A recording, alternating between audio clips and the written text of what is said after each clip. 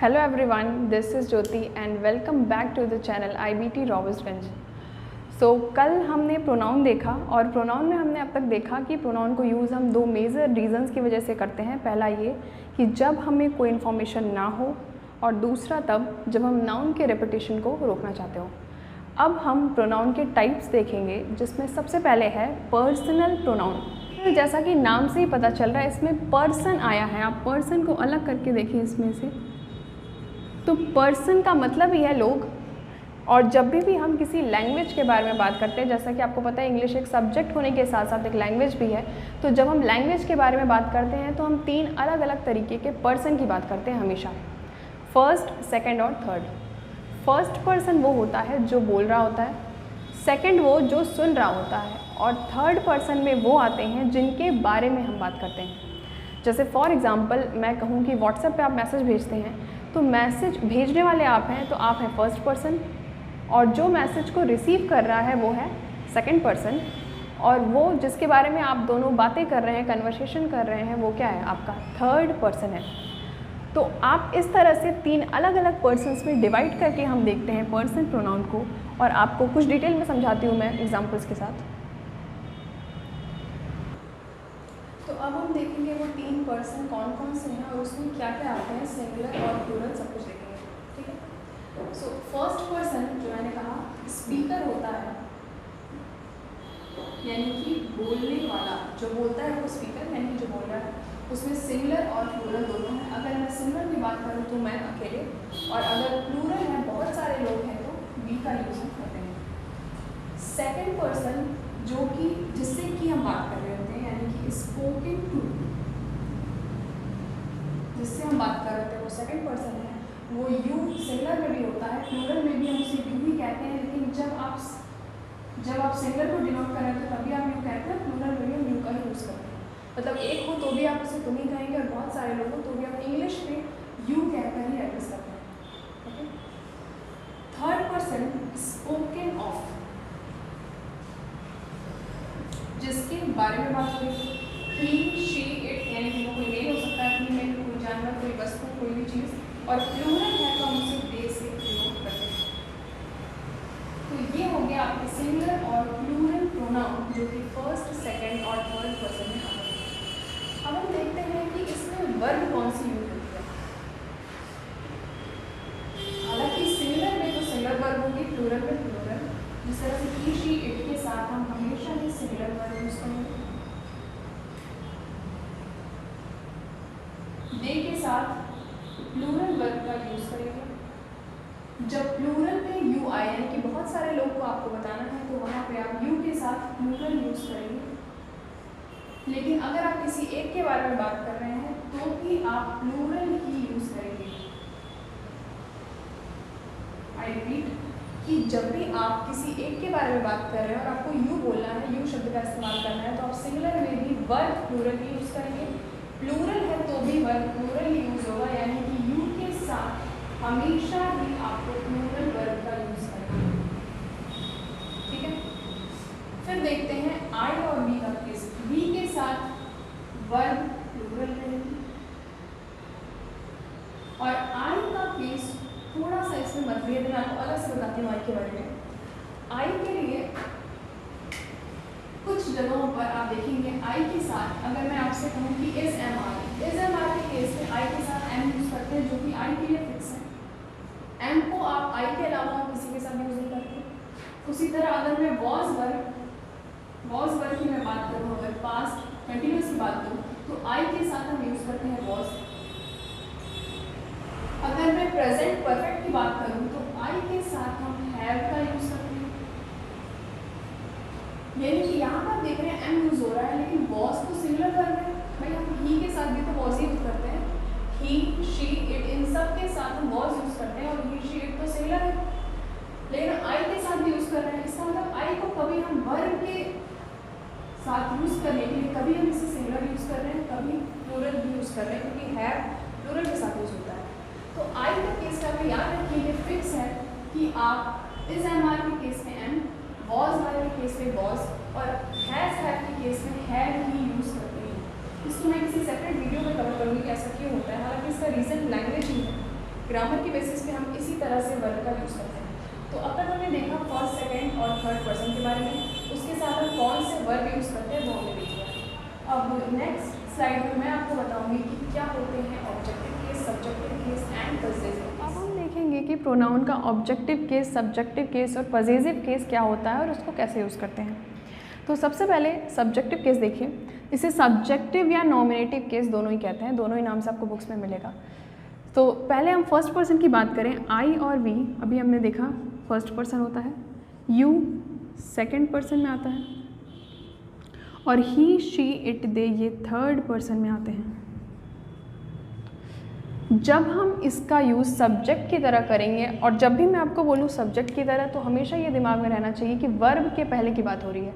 Verb के पहले हमें प्रोनाउन चाहिए तो हम इन्हीं का यूज़ कर सकते हैं, तभी ये सब्जेक्टिव केस होते हैं। सब्जेक्ट से याद रखिए, सब्जेक्टिव केस होते हैं, इन्हें सब्जेक्ट की जगह पे यूज़ करते हैं।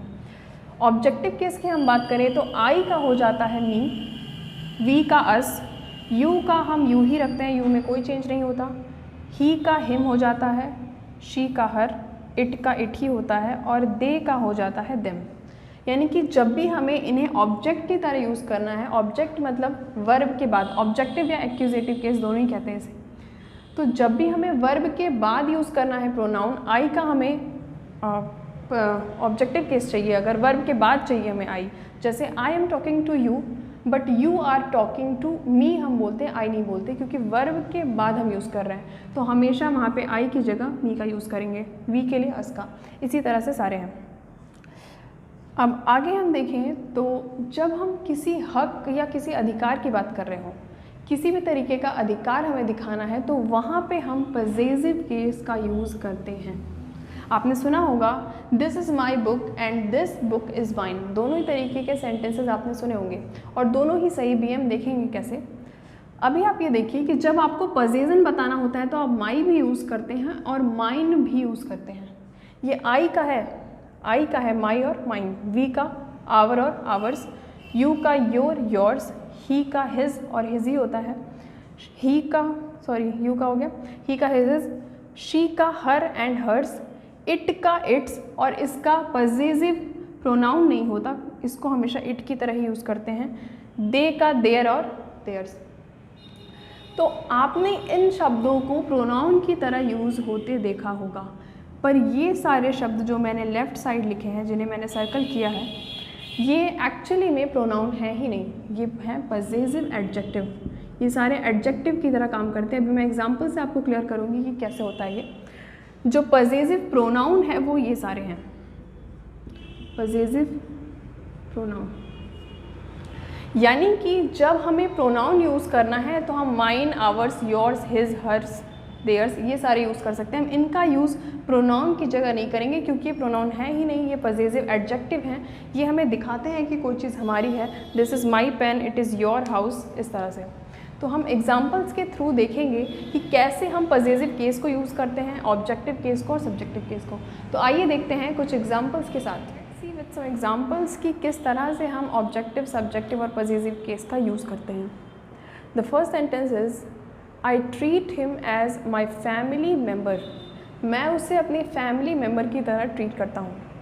अब इसमें ये जो आई आया हुआ है दिख रहा है, प्रोनाउन है, हिम भी प्रोनाउन है, लेकिन ये अपने सब्जेक्टिव केस में है। जैसा कि मैंने आपको बताया, वर्ब के पहले जो आएगा वो सब्जेक्टिव केस और वर्ब के बाद जो आएगा वो ऑब्जेक्टिव केस, ठीक है। उसके बाद आपको दिख रहा होगा माई, माई प्रोनाउन नहीं है, पजेसिव एडजेक्टिव है, यानी कि हक या अधिकार बताने का काम करता है। और ये अधिकार बता रहा है फैमिली मेम्बर का कि वो मेरे फैमिली मेम्बर हैं।